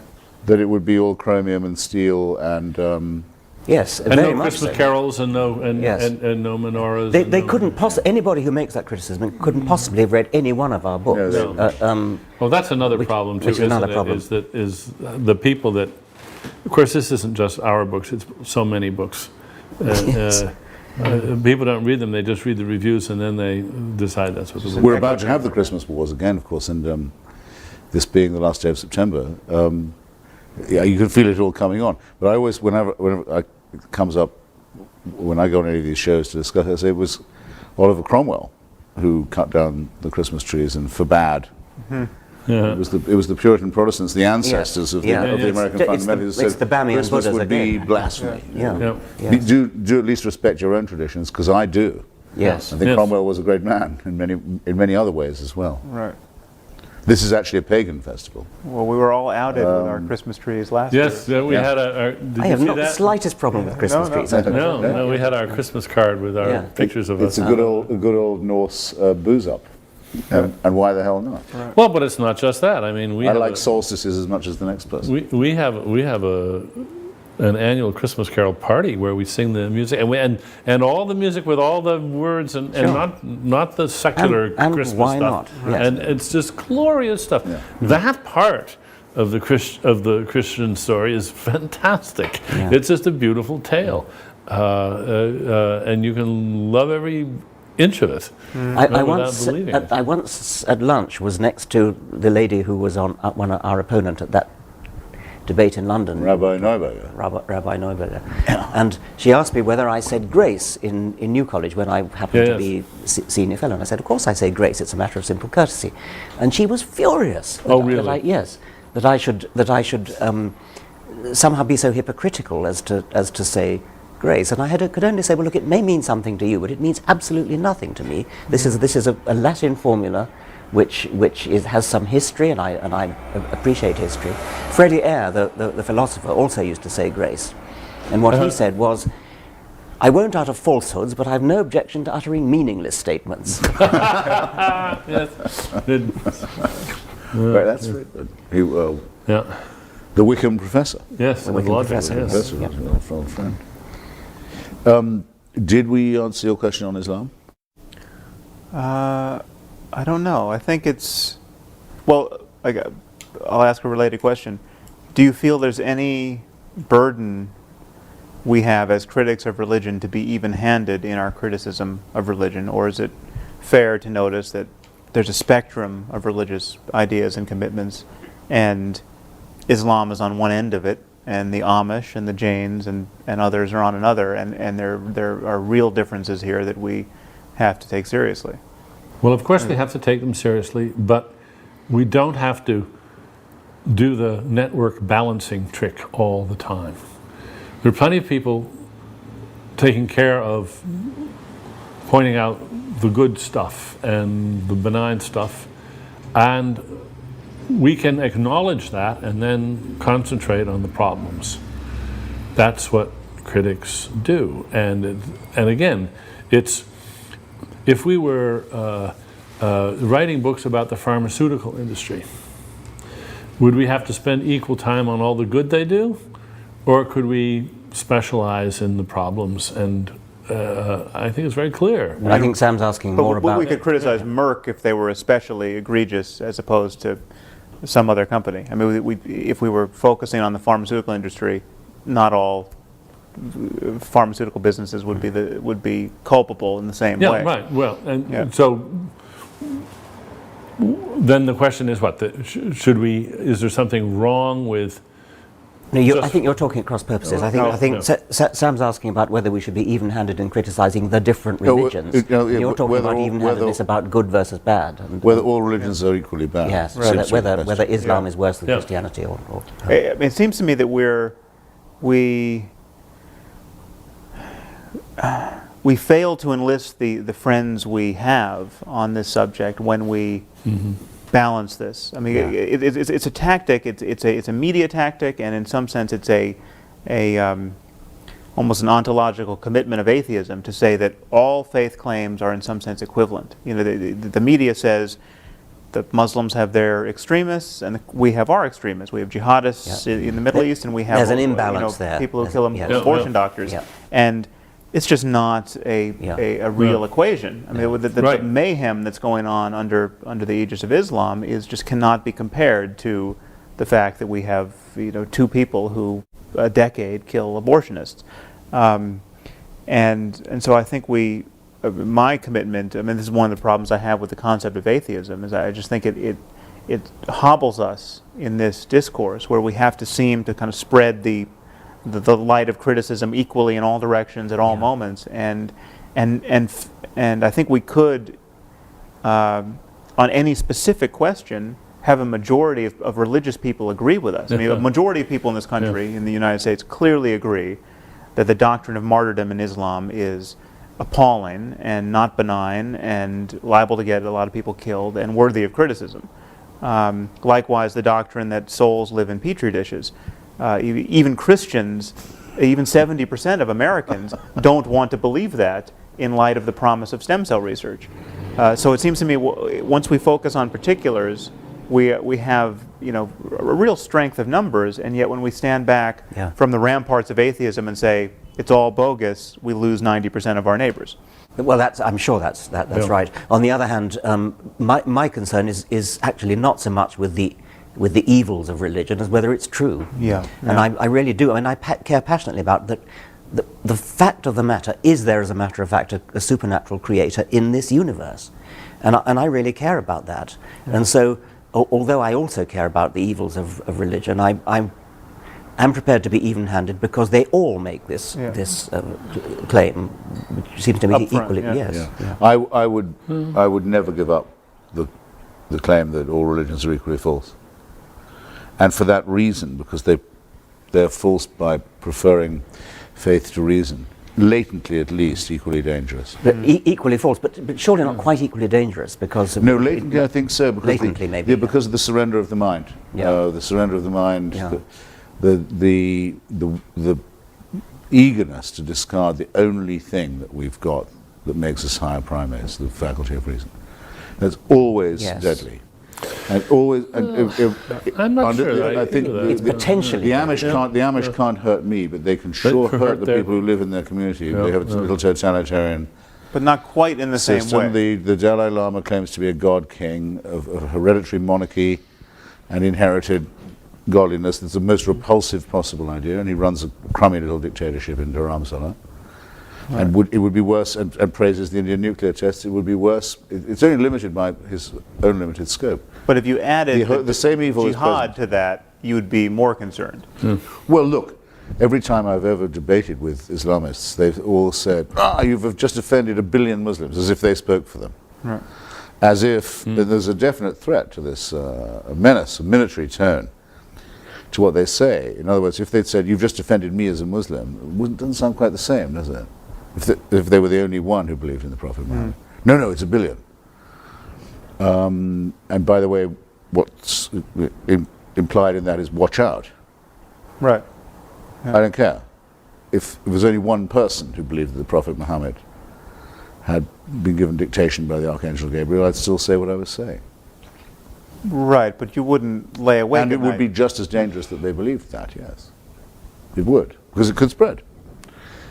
the belief could become more but general. It has, in the case of Islam, it has spread and is spreading, and so its danger is not only potential but actual. I can see no contradiction. Yes, but over Talking space about different things. space and time, I think this tremendously evens out. I mean, I didn't expect, I'm sure neither did you, in the 60s that there would be such a threat from Jewish fundamentalism. Relatively small numbers, but in a very important place, strategic place, and deciding to try and bring on the Messiah by stealing other people's land and trying to bring on the end. Yeah. It's numerically, it's extremely small. Right. But the consequences that it's had have been absolutely calamitous. We didn't used to think, actually, of Judaism as a threat in that way at all, until the Zionist movement annexed the Messianic, or fused with it, because the Messianists didn't used to be Zionists, as you know. So you never know when it's going to be next. I agree. I'm not likely to have my throat cut at the supermarket by a Quaker. Yes. But the Quakers do a lot of the work by saying we preach non-resistance to evil. Right. That's as wicked a position as you could possibly hold. Given the right context. I mean, what could be more revolting than that? Yeah. Say, you see evil and violence and cruelty and you don't fight it. Yeah, they're free riders. Yeah. Okay. Read Franklin on what the Quakers were like at the crucial moment in Philadelphia when there had to be a battle over freedom, and see why people despised them. I would have then said that Quakerism was actually quite a serious danger to the United States. So it's a matter of space and time. But no, they're all equally rotten, false, dishonest, corrupt, humorless, and dangerous. It's true. I mean, there's one point you make here that I think we should say a little more about, is that you almost can never quite anticipate the danger of unreason. I mean, when your mode of interacting with others and the universe is to affirm truths you're in no position to affirm, the liabilities of that are potentially infinite. I mean, you just don't know. So to take a case that I raised a moment ago, stem cell research, you don't know going in that the idea that the soul enters the zygote at the moment of conception is a terrible idea. I mean, it seems a totally benign idea until you invent something like stem cell research, where it stands in the way of incredibly promising, life-saving research. And so there's something about dogmatism which you can almost never foresee how many lives it's going to cost, because its conflict with reality just erupts. Well, that's why I think of the moment where everything went wrong is the moment when the Jewish Hellenists were defeated by the Jewish Messiahs, the celebration now benignly known as Hanukkah, so as it can not clash with Christmas. That's where the human race took its worst turn. There's a few people, but they re-established the animal sacrifices, the circumcision, and the cult of Yahweh over Hellenism and philosophy, and Christianity is a plagiarism of that. Christianity would never have happened, and nor would Islam. Right. No doubt there would have been other crazed cults and so forth, but there might have been a chance to not destroy Hellenistic civilization. Well, it's not a matter of numbers. It's a matter of, if I may say so, memes and infections, which can spread very fast. Of course, I would have certainly said in the 1930s that the Catholic Church was the most deadly organization because of its alliance with fascism, which was explicit and open and sordid. Much the most dangerous church, but I would not now say that the Pope is the most dangerous of the religious authorities. It's no question that Islam is the most dangerous religion, and partly because it doesn't have a papacy that can tell it to stop something and make an edict saying control. By all means, yes. But I would still have to say that Judaism is the root of the problem. Although it's only the root of the problem in light of the Muslim fixation on that land. If the Muslims didn't care about Palestine, we could have the settlers trying to usher in the Messiah all they want. There'd be no issue. It's only the conflict of claims on that real estate. This is just to say that well, both sides are both sides are at fault, but the only reason why 200,000 settlers could potentially precipitate a global conflict is because there are 1 billion people who really care whether those settlers tear down the Al-Aqsa Mosque. Which it's their dream to do. Yeah. Because they have the belief that one part of the globe is holier than another. Right. than which no belief could be more insane or irrational or indecent. And so just a few of them holding that view and having the power to make it real is enough to risk a civilizational conflict which civilization could lose. I mean, I think we'll be very lucky if we get through this conflict without a nuclear exchange. Actually, I think that's a very good topic. What are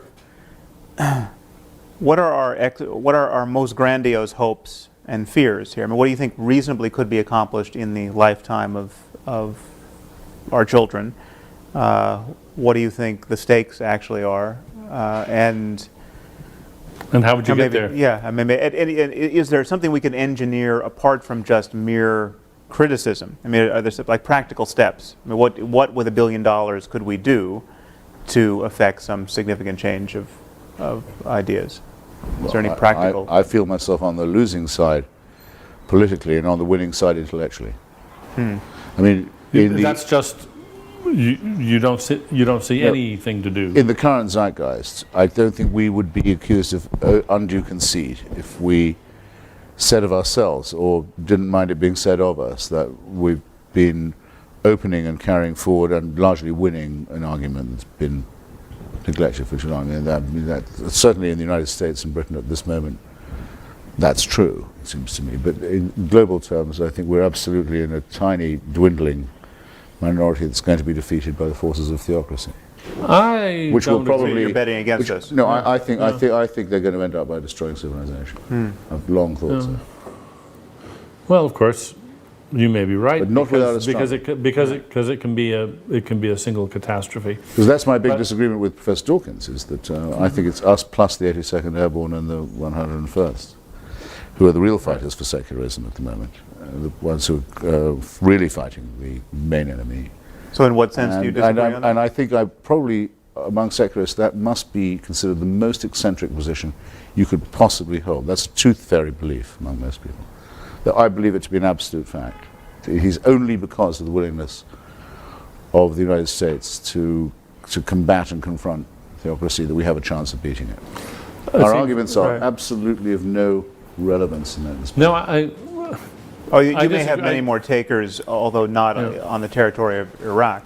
I mean, it may be that we need the 82nd Airborne to fight a different war in a different place for the same purpose, for the stated purpose. Voila, by all means, there are reservations to be expressed by me, which I'll happily give you. But in principle, I think it's a very important recognition. Unfortunately, we're running out of time. And possibly tape. I think we've had a wonderful discussion. Yeah, great. And thank you Got a lot to think about. very much.